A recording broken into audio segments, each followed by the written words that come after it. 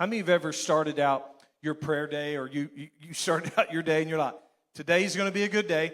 I'm going to do what's right. I'm going to act right. I'm going to fix my face. I'm going to smile. I'm not going to roll my eyes. I'm going to be patient. I'm going to be kind. Today is, anybody ever give yourself a pep talk like, today's going to be a good day. I'm going to make it. This is going to be different than yesterday or the last 6 months. Today is going to be a good day. And you don't get a mile down the road and you're like, today's not going to be a good day. I'll start again tomorrow, right?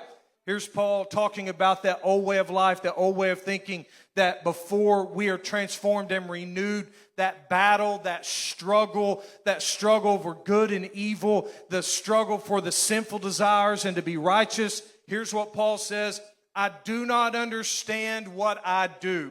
For what I want to do, I do not do. For what I hate, I do. How many have ever been there? This is kind of a Dr. Seuss moment here. He has, it's a little hard to follow. But how many of you like the things that I don't want to do, for some reason I end up doing? And the things that I've told myself, I'm not saying that again. I'm not going there again. I'm not watching that again. I'm not going to laugh at that again. I'm not going to. And then you find yourself, why? There's that battle.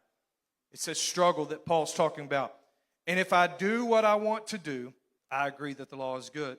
As it is written, it is no longer I myself who do it, but it is sin living in me.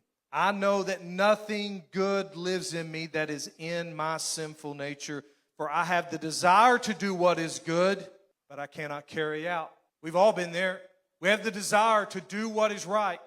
I don't want to do this. I don't want to be involved in that. I don't want to act this way. I don't want to do this, but how many of you have struggled with that? Like you tell yourself, I'm not going to do that again, and you fail. Why? Because we have not crucified the flesh. We have not surrendered all of it. We're still led by those sinful desires.